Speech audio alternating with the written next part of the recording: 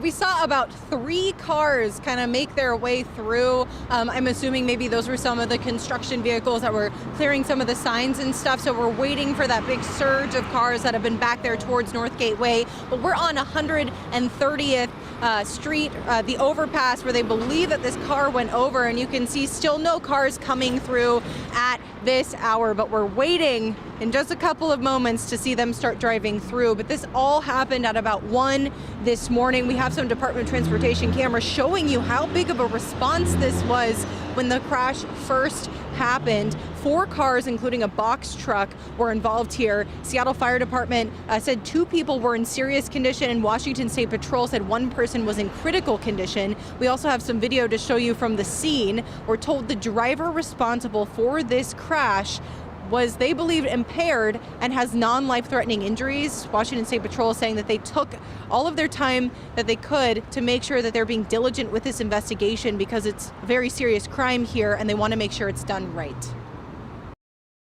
The accident at the moment is being investigated as a felony.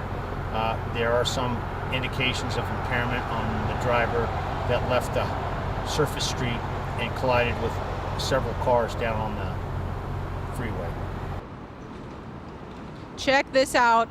Right as we speak, the first cars are making their way down I-5. They have an escort here by Washington State Patrol just to make sure everyone's getting through as safely as possible, because there is obviously a lot of congestion backed up from how long this crash blocked the freeway here. But as you can see, those cars have been waiting a long time now, making their way down I-5 and turning back around this way. I want to show you something interesting here. You heard there from that trooper that the car came from a surface street. That was right here through this construction zone where they're doing some construction here. The car came off, knocked a fence down, and then made its way down through this project here and onto I-5, where you can see some spray paint there on the roadway. There are those cars making their way through as we speak. So I-5 now back open, but as you heard Shantae say as well, there's going to be some residual backups here for a bit, so keep that in mind if you're heading anywhere north on I-5 from Seattle.